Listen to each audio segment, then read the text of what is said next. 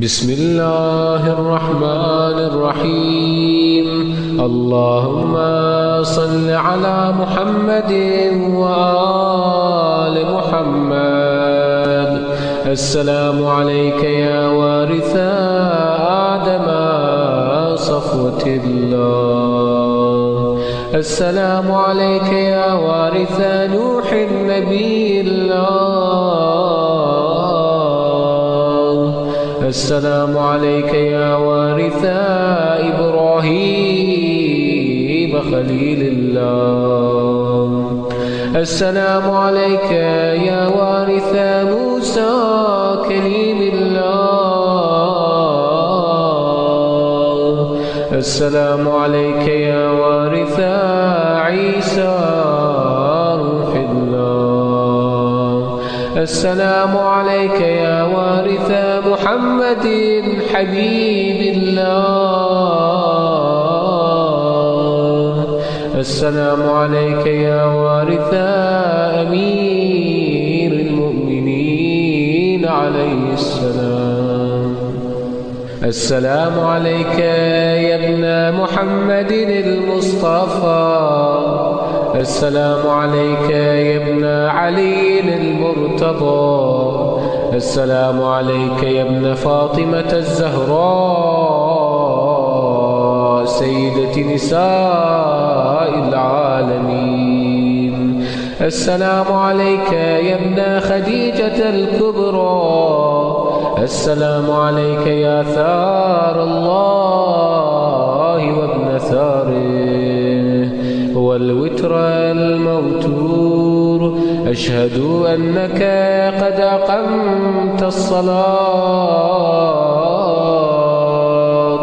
وآتيت الزكاة وأمرت بالمعروف ونهيت عن المنكر وأطعت الله ورسوله حتى أتاك اليقين.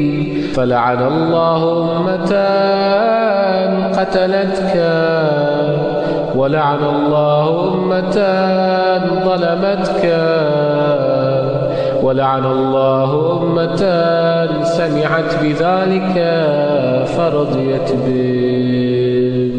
فلعن الله أمة قتلتك ولعن الله أمة ظلمتك ولعن الله أمة سمعت بذلك فرضيت به.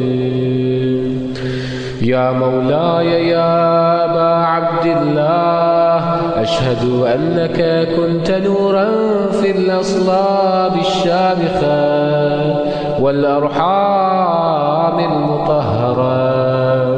لم تنجسك الجاهلية بأنجاسها ولم تلبسك من مدلهمات ثيابها.